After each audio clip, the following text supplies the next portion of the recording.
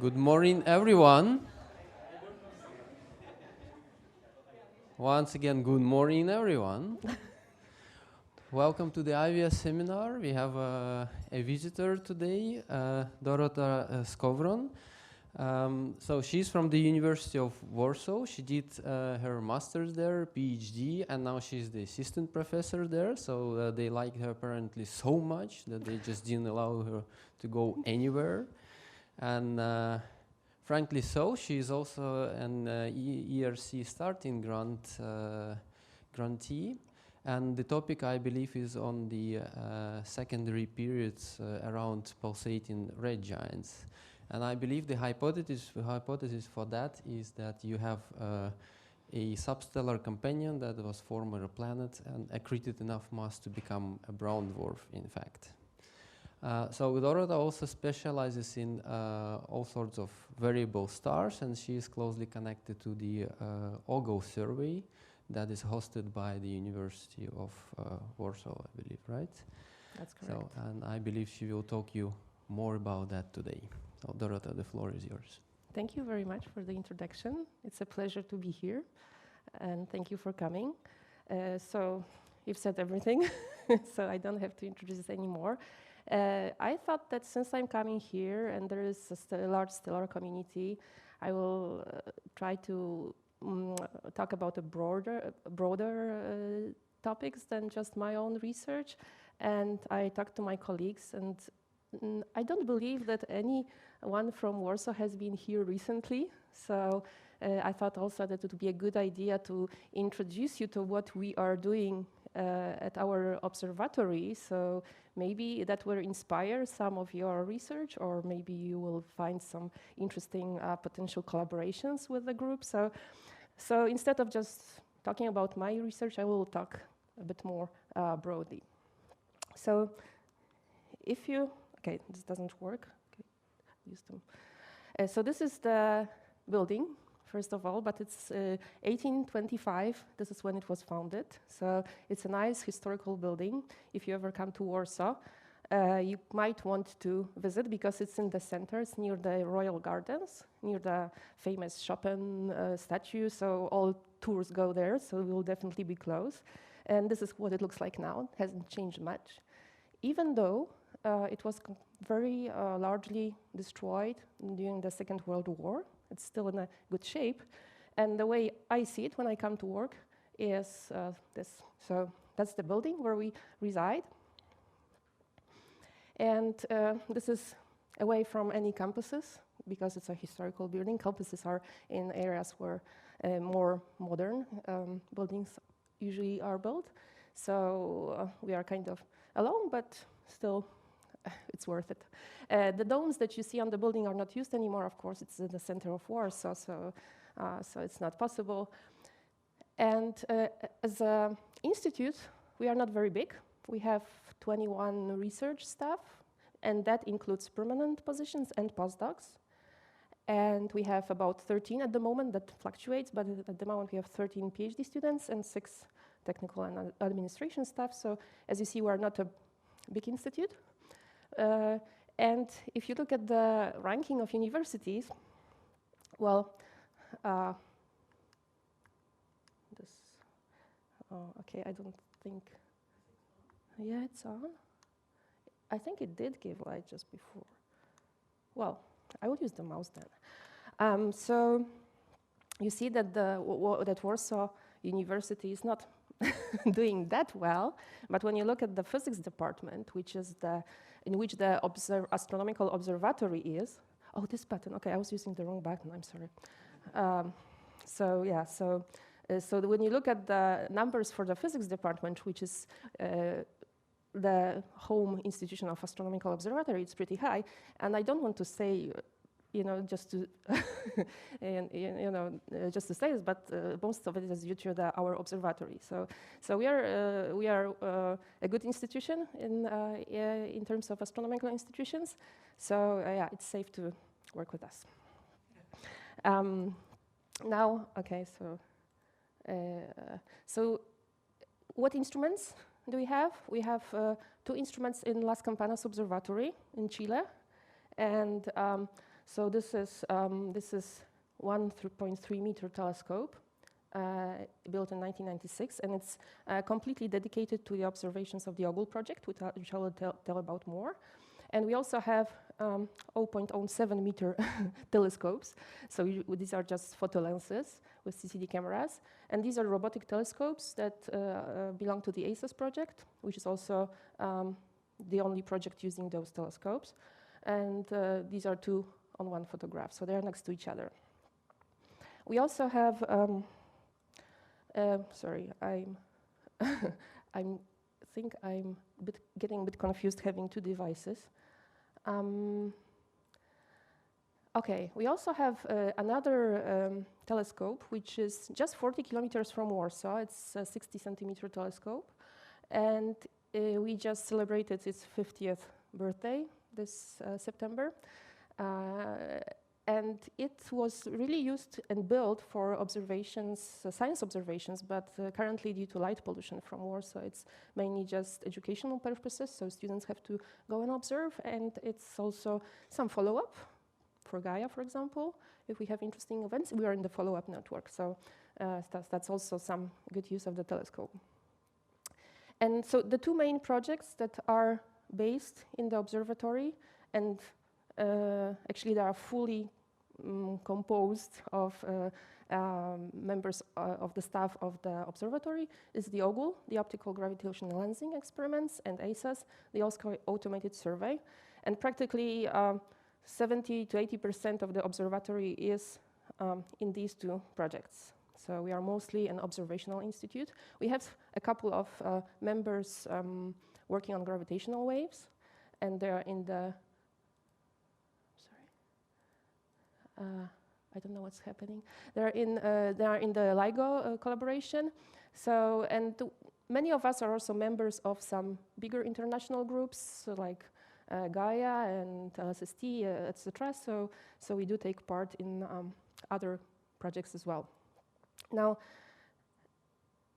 actually, you could say that all the observational astronomy in Warsaw happened thanks to one man. I mean, the modern astronomy, because the history is over 200 years old, but it was a visionary, a Polish astronomer, Bogdan Paczyński, who worked mainly in Princeton, and he had this good feeling of what is going to be important in the future. So he wrote this paper in 1996 about gravitational microlensing. At the time, it was people were thinking, well, still are thinking, what the dark matter is composed of? What's the dark matter particle in the halo that we could detect? And he proposed, based on some older works by Einstein, that we could actually observe light magnification of distant stars in another galaxy by dense dark objects in the halo of our galaxy. So he said that if we could monitor brightness of a few million stars in the Magellanic Clouds constantly, we would see dark halo objects lensing the light from those stars, those dark halo objects that are in the halo of our galaxy. And this would be like a proof for dark matter content of the halo. And so, what is gravitational microlensing? For those of you who haven't heard. If we have an observer and a distant star, and there is light coming from that star that we observe, and there is an object, it can be a star, it can be a planet, it can be anything, just an object that's between us and the star, and it happens to pass exactly between the observer and the distant object. So what happens is that the light is bent, and the observer sees a magnification. So he sees more light because the trajectory of light particles will bend toward the observer. And what we see is the magnification of a very characteristic shape. This is modeled with appropriate equations. So when you fit the model based on the equations to the curve, you will see if it's a microlensing event or if it's a variability event. So that's pretty easy to distinguish. So this was just a theory at the time, and nobody even thought about trying to look for this because it requires constant monitoring of millions of stars. But it was also the time when CCDs became used in astronomy. So this was also a good time because of the technical revolution. And that gave birth to 3 projects inspired by this seminal paper by Bogdan Paczyński. That was OGLE, MOA, and MACHO. And some of you maybe remember those surveys. And these, more or less at the same time, started competing. Who will be first to observe the microlensing event? And but nobody knew if you could observe one. So that was going to be, an unknown.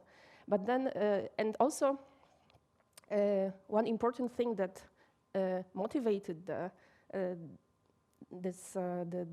building of the telescopes and CCDs and carrying out this project is that even if it doesn't, if you don't have results, if you don't observe any gravitational microlensing, the fact that we will have observed millions of stars for a long time is a huge gain in itself in variable star research. So that was the second motivation. So they did suspect maybe it would not be successful in terms of microlensing. So the first observations of the OGLE group were carried out on the SWOPE telescope in Las Campanas. It's here. And just for comparison, this is OGLE. It's a new photo. It wasn't there at the time. And Magellans also weren't there. And the first microlensing event was discovered in 1993, just a year after they started regular observations. So it motivated I don't know who, people who give money, but maybe they motivated people who give money to give lots of money to the Polish astronomers, so they could build their own telescope in Chile, which sounds a little bit crazy, but it did happen. And so this is the telescope, which was built in 1996. And it's like I said before, it's a 1.3 meter. It observes in the V and I filters, and it is aimed at observing the galactic bulge and the Magellanic Clouds because there are large stellar densities there, lots of stars, so it's perfect for microlensing, and also the galactic disk for other reasons. And the OGLE camera went through many improvements over time, and currently this is what it looks like, but it has been growing, with the lowering cost of CCDs. Now it's 1.4 square degrees field of view with the moon for comparison. And this image, which is some direction towards the galactic bulge, has 6 million stars. So you see, it's lots of stars in these observations. Now, if you look at the footprint of the OGLE survey, it's the galactic bulge, which is extensively monitored since the beginning of the project, the Magellanic Clouds here, and the disk. So, and this lighter area is not visible. It's the northern hemisphere. Now, so the sky coverage is quite high, and the monitoring includes 2 billion stars. In terms of microlensing, there are about 2,000 events per year discovered. So you can imagine that's quite a lot. And the technique allowed to discover over 100 extrasolar planets. And the byproduct is over 1 million of classified variable stars in these areas. So quite a big byproduct. And I would like to show you some discoveries that could be possible only with long-term time domain observations of the survey, such as OGLE. And this light curve that you see here is just some long-period variable that has been observed for over 20 years now. So this is 20 years of observations on this plot. So you see that you see things you wouldn't have seen if you just had observed it for a year or two. Now, so there's lots of data. So it's about 100 gigabytes of raw data per night, and in some directions we have 20,000 points, for example, on a light curve. So So it's pretty good for studying stellar variability in great detail. And also, so I would like to tell you in the rest of this seminar is how the modest size telescopes, because 1.3 meters is a modest. Some people call it a small telescope. I prefer modest. Can really be a science factory. It's really you can do lots of things. You don't need space and you don't need very large mirrors. So, for example, dark matter. What happened with the dark matter hypothesis? So the idea was that dark matter was composed of machos, which is some dark objects, I don't know, some that don't emit light, that are in the halo. And with the OGLE observations, if that was the case, you would detect about 20 microlensing events per year towards the Magellanic Clouds if there was there were machos floating in the galactic halo. But the 13 years of monitoring detected altogether only 7 microlensing events towards the Magellanic Clouds, which shows that this cannot be the case. And most of these events are thought to be self-lensing within the Magellanic Clouds, not in the galactic halo. So this gives us a limit that up to 2% of dark matter can be explained by machos. So that once for all solved the question whether machos can form dark matter. In terms of extrasolar planets, when you look, I showed you a microlensing light curve. It's just a single peak. But when you have a planet or a binary star, they produce different magnifications of the light curve. So these look more like these. And microlensing is a very nice method for discovering planets, in the sense that it's not sensitive to planetary, to the planet mass, size, separation, orbit. It just discovers everything. It's different than the radial velocity methods or transit methods, where you have limitations and you are biased towards some planets. So these are just some examples of what you can detect with microlensing. Here usually is a close-up of a most important part of the light curve. So this is a close-up of this part, and here you have a close-up of the peak. So you see there I have all sorts of weird shapes, and by fitting mathematical solutions to mathematical models to these light curves, you can tell what the system is like. This is an M-dwarf and 3 Earth mass planet, M-dwarf and a super Earth. This is a Jupiter orbiting a binary. This is a brown dwarf and a brown dwarf. And these are things you couldn't detect with other surveys. First, because the limits of the masses, then the brightness of the objects. Here, the planet or the binary is the lens, so it doesn't have to shine at all. It can be dark, and that's the potential of microlensing. And microlensing, there's also some recent discoveries. Also discovered free floating planets. That is, planets that do not have stars. They just and it turns out that. From the analysis of the microlensing events from the 20 years of OGLE data, you could put some limits on the number of free-floating planets. So there are about 0.25 free-floating Jupiters per main sequence star in the galaxy. And even, although the number statistics are small here, you see the green lines, between 5 to 10 free-floating Earth mass planet per star in the galaxy. Some people say that maybe it's not free-floating, but very, very wide orbit. But the term is free-floating nevertheless. Now, also, long-term observations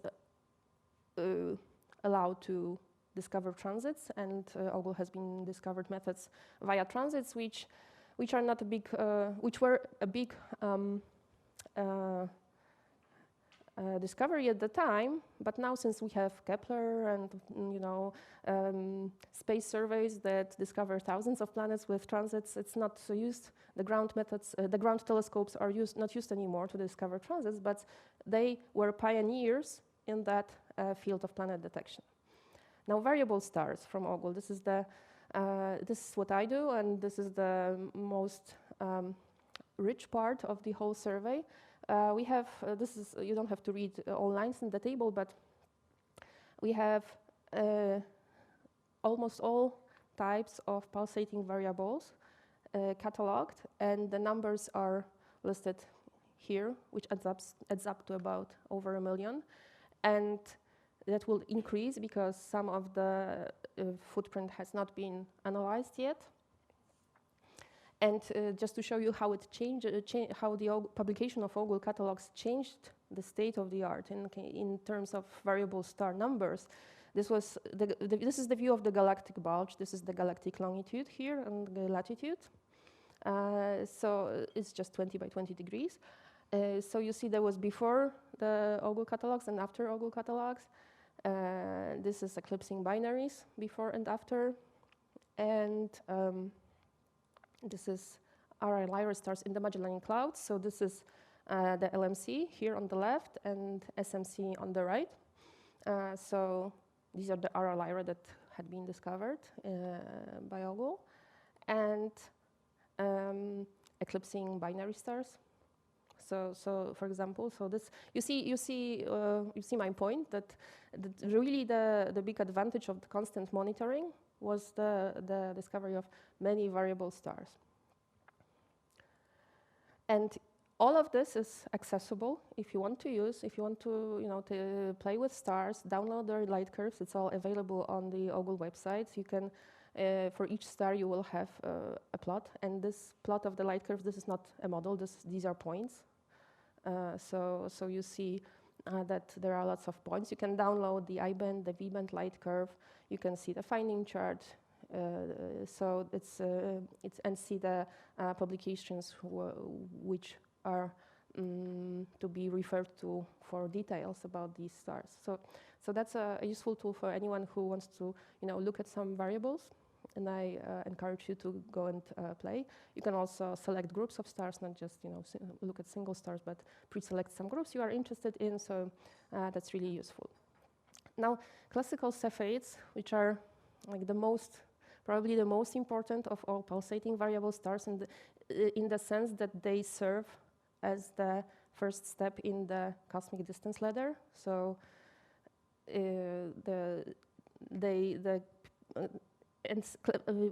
I have to say that pulsating stars are the only stars, pulsating stars that obey period luminosity relations are the only single stars that can be used to determine distances to them. So you cannot calculate distance to a single star if it's not a pulsating star. You can do it with binaries, with other phenomena, but just single stars has to pulsate. So pulsates are ideal because they have very narrow period luminosity relations.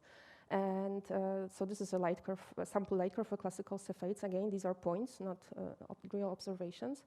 And so we could say that we have discovered all Cepheids that were to be discovered in the Magellanic Clouds. There shouldn't be any more. And there were lots discovered in the Milky Way. And this is the improvement that was made. Many of you have heard about the Leavitt law, which is the period luminosity relation, which was discovered by Henrietta Leavitt back in 1912. So this is what it looked now, and this is what it looks. This is what it looked then, and this is what it looks now. So you have those narrow period luminosity relations for classical Cepheids in the LMC, and each line corresponds to a different pulsation mode. So they can pulsate. They pulsate radially, but they can pulsate in the fundamental mode, first overtone, and so on. So this is where we are now, and if we want to look at pulsating stars in the Magellanic Clouds in general, the numbers also increased greatly over the years, mainly thanks to the OGLE project in the Magellanic Clouds, because, for example, in the galaxy, Gaia here is the real revolution. And if you look at the all-in-one period luminosity diagram in the LMC, this is what we have currently. So these are the classical Cepheids here. These are our Lyra stars, Delta Scuti, type 2 Cepheids. And we have this all area of long period variables. I will come back to it later. And what can we do with all those pulsating stars? We have them, we can study them one by one, but we can also take a bulk of them. And since we can determine distances to them, they can be used to investigate the structures of galaxies. For example, these are classical Cepheids in the Magellanic Clouds. First, we are lucky because the LMC is face on with respect to us. So we see a beautiful bar and a spiral arm and maybe a bifurcation of a spiral arm and something here. We see nothing in the SMC. But then if we model this, so this is the model of the LMC in 3 dimensions. This is a face-on view, but this is a view if you could look from the top. And this is the view from the side, so you can see the structures. You can see that the northern arm is slightly more in front, so the galaxy is tilted a little bit towards the sightline. And then you can do the same for the SMC. And this was a nice discovery that when you look at the SMC from the face-on, not from the front, you see it's just a clump of something, but then it turns out it's very, very elongated if you look from the side and from the top. And it's not that it's an artifact because the measurements were wrong. The measurements are perfect, but because if you look at the same distribution using RR-Lyra stars, which are old stars, as old, over 10 gigayears, they form very nice spherical distributions. So this is real, and since Cepheids, young stars form these elongated structures. So we know young stars, elongated, old stars, not. So we know that these young stars, the elongation of the young stars is probably an effect of the interactions. And models are not agreeing on exact type of the interactions, but there were some.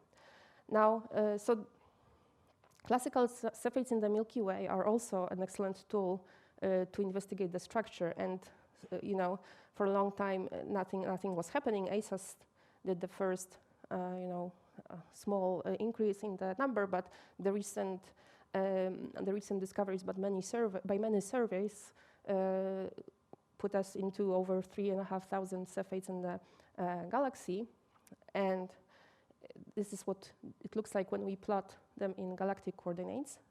They occupy the galactic plane, obviously, because these are young objects, so they haven't had time since they were born to move away from the plane. So they all live, less than one rotation of the galaxy. And the yellow points are the OGLE discoveries, and the blue points are from other surveys. And what we did is we calculated distances to those objects. And so if you have distances and you have location in the sky, you have a 3D information, so you can investigate the structure. And we found that the galaxy is not, it's not flat as we usually picture it, but it's more like a Pringles.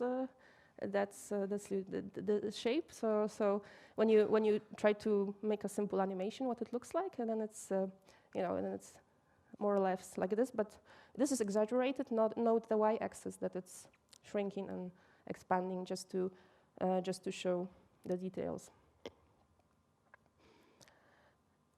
Now, so again, this all-in-one pulsating period luminosity diagram in the LMC. We have these long period variables. And while the classical Cepheids, as I've shown, are pretty explored in terms of using them for distance calculations and for structure analysis, RR-Lyra as well, but I didn't show them because there is nothing interesting. It's always just spherical. Type 2 Cepheids, they are not a numerous class, so they are not really useful for structure analysis, just a small group of stars. But then we have those, and there's so many of them. It's many more than all these together, and this is, in my opinion, is the future of the structure studies with these stars, because they also obey period luminosity relations, so they can be used to calculate distances. And this is what we currently have in OGLE. This is the collection of long period variables, and as you see, it's just a tiny bit. This is the footprint of OGLE 3, so OGLE 4 is this gray area. This is what is observed now. So there's so we have them in everywhere here, but they're just not, discovered yet. So it requires a lot of data analysis, and this is also part of my ERC project to find all of them in the remaining parts of the Magellanic Clouds and in the Milky Way. So this is some results in the galactic bulge and disk, but this is just Miras. Miras are fairly easy to disentangle because of large amplitudes and long periods.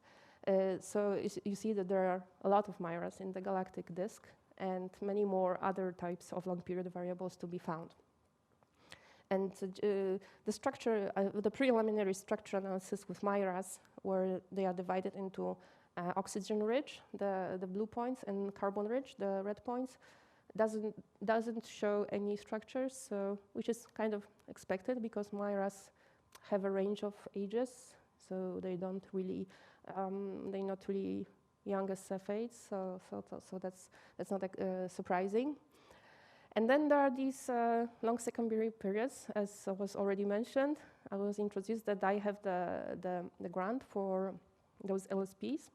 And so LSP for long secondary periods, there are stars that obey period luminosity relations.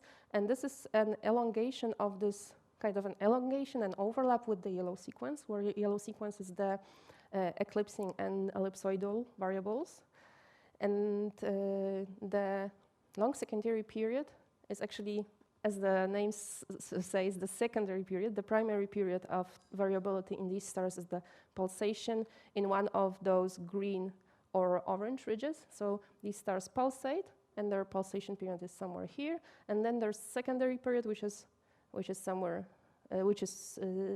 here.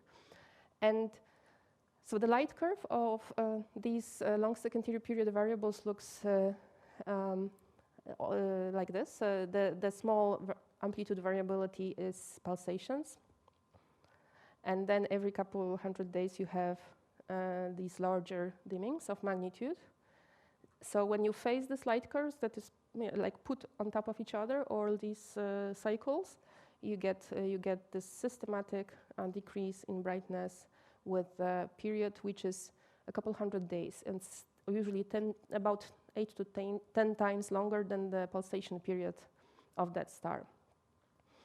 And so these are the stars, and the hypothesis, the explanation to this phenomena is that it may be a binary behavior. So there is a binary system where the AGB star, it has to be the AGB. You saw from the period luminosity relation, that's a luminous red giant.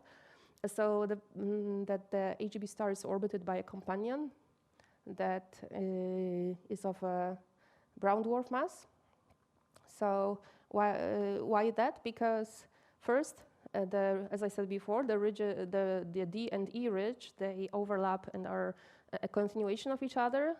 So this is a natural elongation of the eclipsing binary systems in this period luminosity diagram. But then if you measure the radial velocity amplitudes for these stars, so for the green points, here also green is the amplitudes for eclipsing stars, which are quite high, above 20 kilometers per second. But for the blue points, for those LSPs, are very low. They're of the order of 5 kilometers per second. So this indicates, this already gives you information about the mass of the companion, which has to be like brown dwarf, something like that. So not a planet, not a star. Now, the other thing is that the star, if you observe it in the mid-infrared, those stars, you see that in the moments of the light curve, in phases where there is no, where's a plateau in brightness in the optical filter, in the I-band in this case, there is an eclipse in the mid-infrared. So why is that? So the hypothesis is that the star is orbited by this brown dwarf companion, which has a dusty cloud somewhere following it, somewhere around it. And when the cloud is in front of the AGP star, we see eclipses both in the optical and in the infrared. So these are these dips here. But when the cloud is behind the star, you observe eclipses only in mid-infrared, because the dust will absorb the light from the star and re-emit it in the mid-infrared. So that's the hypothesis that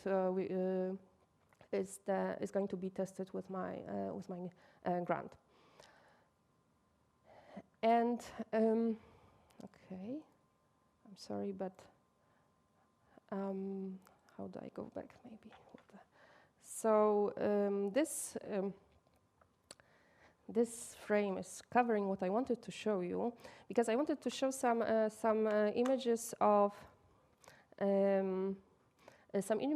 that show the power, like ending with the variable star topic now, images that show the power of time domain and what you cannot do if you have just observations for a short time. And one of the best examples here would be the red nova V1309 Scorpii that you might have heard of. This star has exploded in 2008 and was just named the red nova. But thanks to the long-term observations, you could go back in time and find out what happened before the explosion. And when you look on the close-up of a light curve here in 2004, you will see that it was an eclipsing binary. You see eclipses with a period of 1.4 days. But when you look just before the explosion, you will see that one of the eclipses has vanished. This is the same period here. So, and then the star exploded. And this is the first direct evidence for a stellar merger event. So, and you wouldn't have known that if you didn't have these observations for 10 years before the explosion. That's the power of long-term observations. And in terms of those eclipses, like I said, we have about 2,000 microlensing observations per year, but in terms of those explosive events, we have over 1,000 of dwarf novae. And then you can go back and see what was before the explosion. And we have followed, have observations before the explosion for over 1,000 of supernovae and TDEs, tidal disruption events. So this is the power. You can go back and see what happened, why the explosion happened. And then variable star classification. Some surveys classify variable stars based on, I don't know, couple months observations, for example, or a month or so. Now look at these three examples, and there are many more. These are stars that, fake pulsating stars. If you just had those red observations here, and you face them, you would see this nice light curve. You would say it's a pulsating variable of some type. But if you just observe the star here, where the blue points are, you would see an eclipsing binary, probably. So this, and here as well, the red points look like a perfect Cepheid or Delta Scuti star. And then the blue have a completely different shape. So when you have long-time observations like here, you will see that the amplitude changes and the mean brightness changes. And these are just, spotted stars, rotating variables that mimic pulsations. And you can tell only when you have long-term observations. So this is a big issue for the purity of variable star classification. You can also have some interesting phenomena, and there are many really fantastic examples. I'll just one that is nice to show is the mode switching RI Lyra stars. There are RI Lyra that pulsate in fundamental, in overtone, or double mode. And this is in OGLE in years 2008-2006. This star was double mode pulsating RI Lyra. But then in 2010-2013, it switched to fundamental mode. This is the same star. It just changed the mode of pulsation. So, and you have many, the whole zoo of things like that that you can investigate to test various, theoretical assumptions on the stellar variability. And then long-term monitoring gives you the also some interesting events, like some interesting information, like here the example, the Einstein cross, the Kuchra lens that many of you probably know.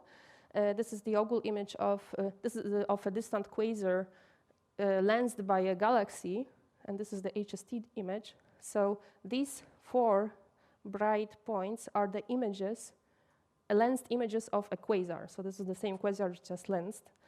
And here is the light change of this quasar over 20 years of observations. So each color represents a different image of the lensed quasar. You see that the top one is probably the black, the brightest, but the other images change, and from those changes, one can deduct, how the properties of the system. We also, so in terms of quasars, we have quasars down to redshift of 4, also in the OGLE service. So we have a subgroup that does quasar studies.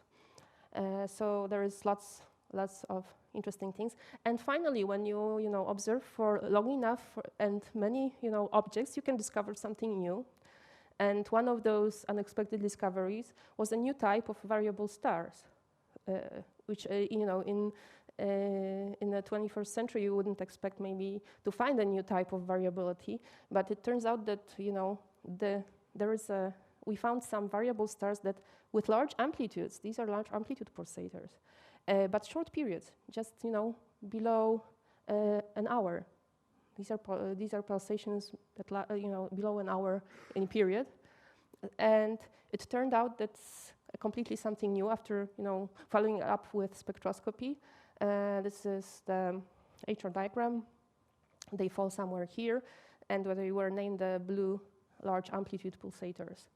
So they are in the iron pulsations instability strip. And if you compare them with other types of known variable stars, so these are Cepheids or Lyra, Delta Scuti, Myra doesn't fit in here. These are the blebs. And just since I believe I have about 5 minutes, I didn't speak much about the ASAS, the All Sky Automated Survey, because ASAS has recently has a longer break in data releases, but it does collect observations, and hopefully in some time there will be a bigger release. ASAS is not. This is a survey which is, those small telescopes, and it was also the idea of Bogdan Paczyński, who said that if you can have very low cost, because this is just a photo lenses, everyone can buy a photo lens, and build a mount and buy a computer. So this is a very low cost instrument, but they can monitor efficiently the whole sky and come back to each location every 2 days, 2 to 3 days, and just see what's happening in the sky. So this has been so ASAS has been operating since 1997. So already lots of observations, and these are very old photographs. This is from 2010, and I mean photographs, not photographs, plots from 2010, where that number of frames is plotted. And so this is the red is over 800 frames, and this was at the time where the ASAS in the north was established in Haleakala. And this is 50,000 variable stars that were bright variable stars that were discovered until then, because OGLE discovers faint stars from and ASAS discovers bright stars that can be used to follow up with spectroscopy at fairly reasonable time. So that's another advantage. And so if you are working on bright variable stars and need to have historical light curves, ASAS is where you would like to look further for them. And it also has a website that you can, use to get variables. You can also email the PI of ASAS. There's and it's very. I mean, it's very easy to obtain light curves. So that's maybe some source for follow-up spectroscopy. And this is all. So thank you very much. And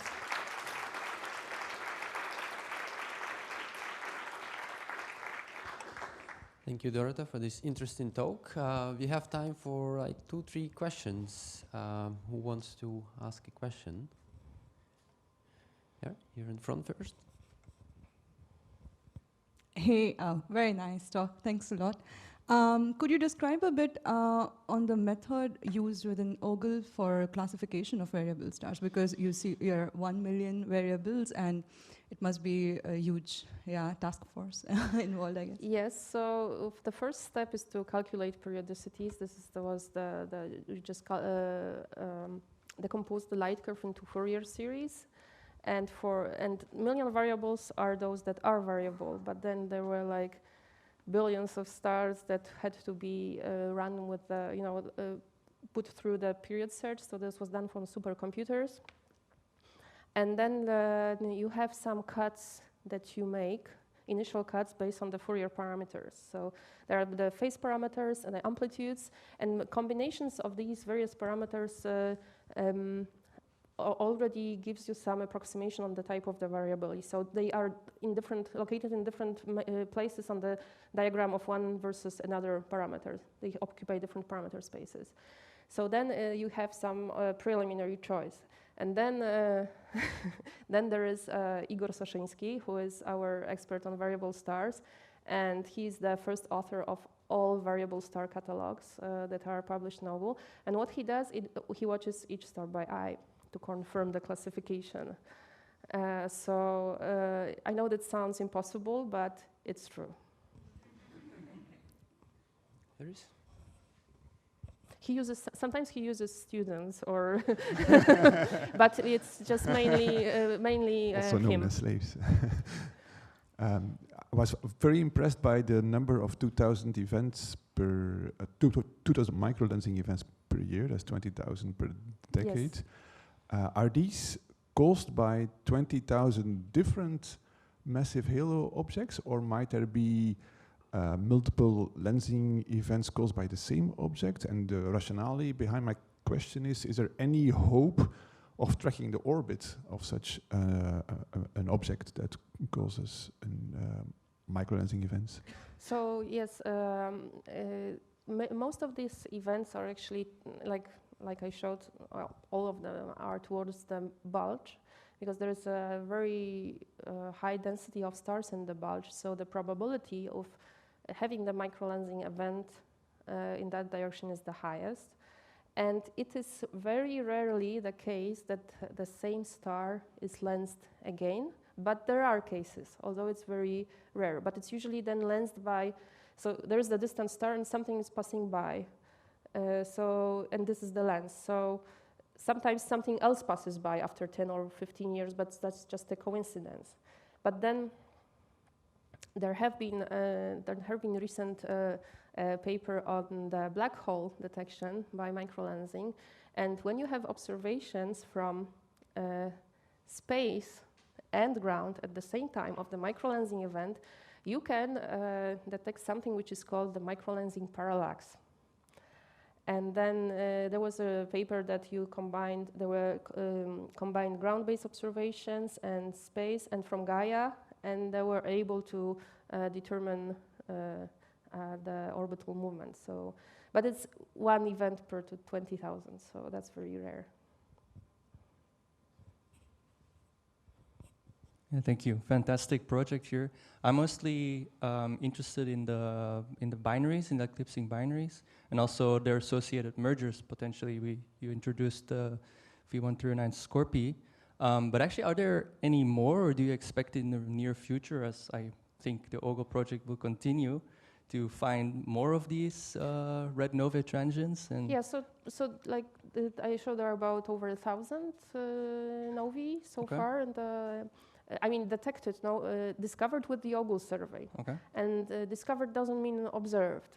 Mm-hmm. So if there are explosions within the OGLE footprint, there will be data for them. And the data, there is too much volume of data to be published, you know, in real time. So there is an early warning system on the OGLE website when you can see.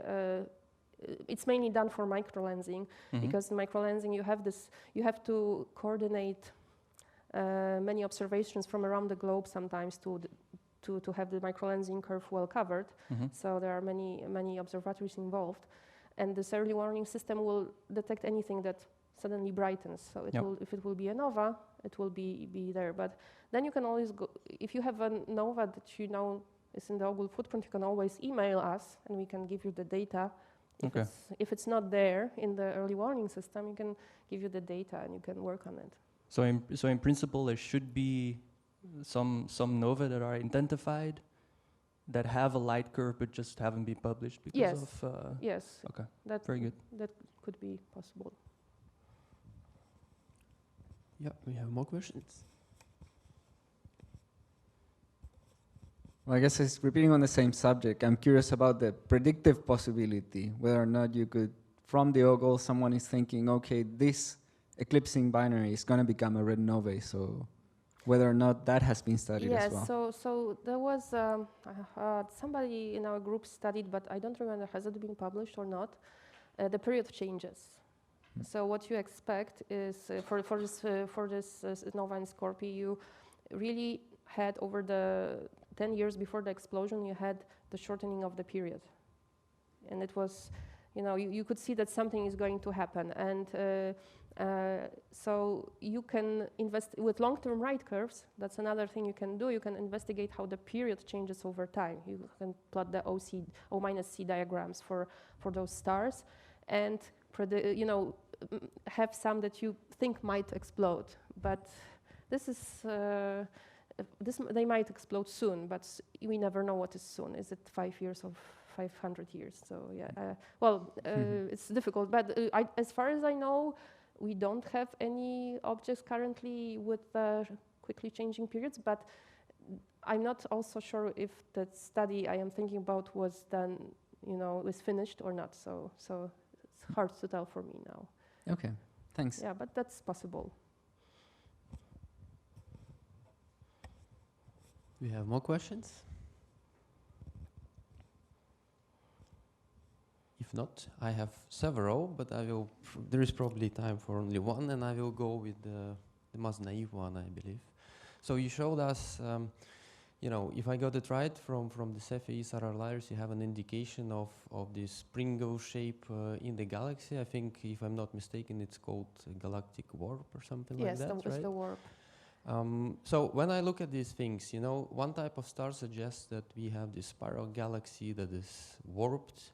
If you look at masers, they suggest something else. If you look at young stars, massive stars, or B stars, they even suggest it's not a grand design galaxy anymore.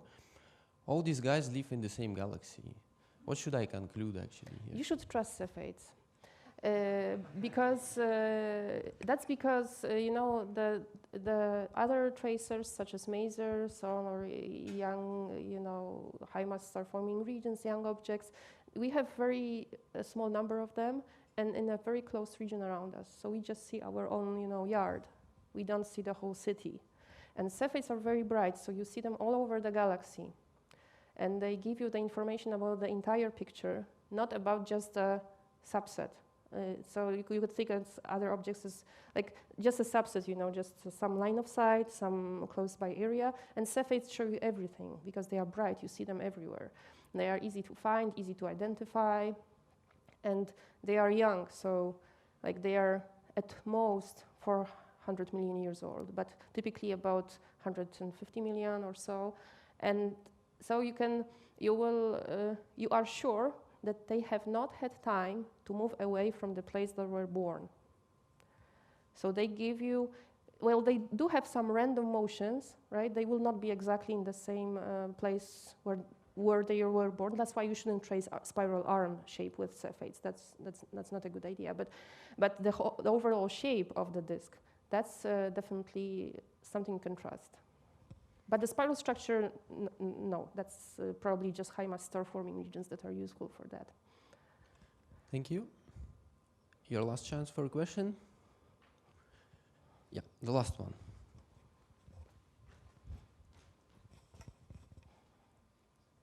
I was quite intrigued by your picture of the small Magellanic Cloud.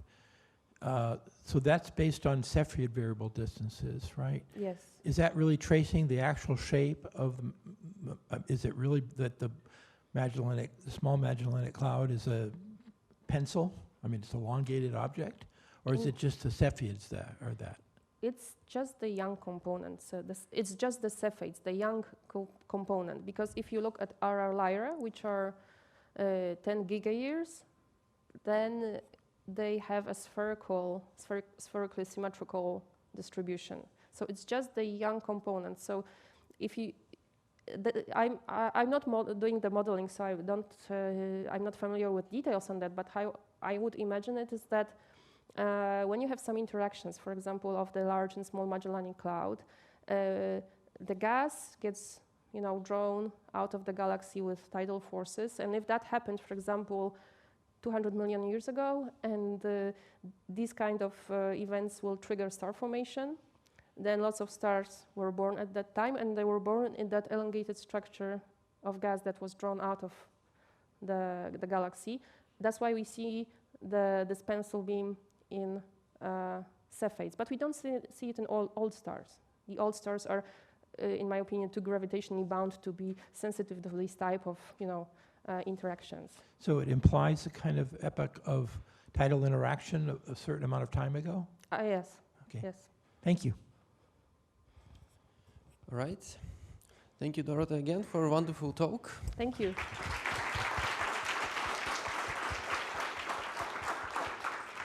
I remind you that Dorota is still around today. Feel free to find her and talk to her. And thanks for being here. See you next time. Yes, if you have any questions, I'm around. Yeah, I will. Thank you for mentioning it. So please feel free to come